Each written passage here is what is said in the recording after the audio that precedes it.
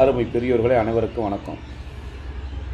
March 10 அன்னை மணியம்மையாருடைய பிறந்த நாள். அன்னை மணியம்மையார் அவர்களை பற்றி சுருக்கமாக சொல்ல வேண்டும் என்று சொன்னால், தந்தை பெரியார் அவர்கள் ஒடுக்கப்பட்ட மக்களுக்காக, தாழ்த்தப்பட்ட பிற்படுத்தப்பட்ட மக்களுக்காக 95 ஆண்டு காலம் அவர்கள் உழைத்தார்கள் என்று சொன்னால், அந்த உழைப்புக்கு பிறகு, அந்த உழைப்புக்கு பின்னால், அந்த வாழ்க்கைக்கு பின்னால் ஒரு ஜீவன் இருக்கிறது என்று சொன்னால் அது அன்னை மணியம்மையாரை சாரும். தந்தை பெரியாருடைய உடல்நிலையையும் அவர் செயல்பாட்டையும் கண்ணும் கருத்துமாக பார்த்து பெரியாரை 95 ஆண்டு காலம் வாழ வைத்த பெருமை அன்னை மணியம்மையார் அவர்களுக்கு உண்டு. இன்னும் சொல்லப்போனால், ஒரு நாத்திக இயக்கம், உலகத்திலே எத்தனையோ நாத்திக இயக்கங்கள் இருந்தாலும் தமிழ்நாட்டில் இருக்கக்கூடிய நாத்திக இயக்கத்திற்கு ஒரு பெண் தலைமை தாங்கி நடத்தினார் என்று சொன்னால் அது அன்னை மணியம்மையார் அவர்களை சாரும்.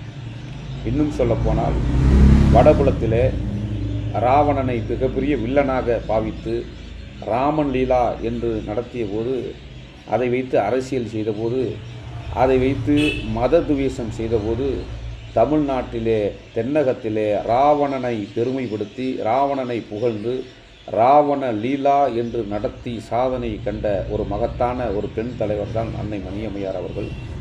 அது மட்டுமல்ல, ஒரு 50-60 ஆண்டுகளுக்கு முன்னால் தமிழ்நாட்டிலே 2ஆம் கட்ட இந்தி எதிர்ப்பு போராட்டத்தில் தடையை மீறி கும்பகோணத்திலே குழந்தை காந்தி பூங்கா அருகிலே மிகப்பெரிய அளவிற்கு போராட்டம் செய்து அன்னை மணியம்மையார் அவர்கள் கைது செய்யப்பட்டார்கள்.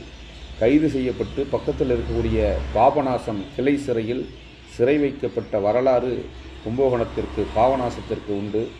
அது மாத்திரமல்லாமல், அருமை நண்பர்களே, அன்னை மணியம்மையாரை அவர்களை பற்றி நாம் குறிப்பாக சொல்ல வேண்டும் என்று சொன்னால், அது ராவண லீலாவாக இருந்தாலும் சரி, இந்தி எதிர்ப்பு போராட்டமாக இருந்தாலும் சரி, திராவிடர் கழகம் தந்தை பெரியாருக்கு பிறகு, தந்தை பெரியார் மறைவுக்கு பிறகு, தந்தை பெரியார் எப்படி இந்த இயக்கத்தை நடத்தி செல்ல வேண்டும், எடுத்து செல்ல வேண்டும் என்கின்ற அடிப்படையில் செயல்பட்டாரோ, அதில் ஒரு இம்மி அளவு கூட மீறாமல் அந்த இயக்கத்தை நடத்தி களங்கண்ட ஒரு வீராங்கனை தான் அன்னை மணியம்மையார் அவர்கள் என்பதை இந்த நேரத்தில் நாம் நினைக்க வேண்டி கடமைப்பட்டிருக்கிறோம். அருமை நண்பர்களே, திராவிடர் கழகம் சுயமரியாதை இயக்கம் நடத்திய அத்தனை போராட்டங்களிலும் பங்கெடுத்தவர். ஒரு பெண் தலைவராக இருந்து இந்த இயக்கத்தை வழிநடத்திய கடமை, கண்ணியம், கட்டுப்பாடு என்ற அண்ணா சொன்னது போல ஒரு இம்மி அளவு கூட மாறாமல் இன்றைக்கு தலைவராக திகழ்ந்து மறைந்தார் என்று சொன்னால்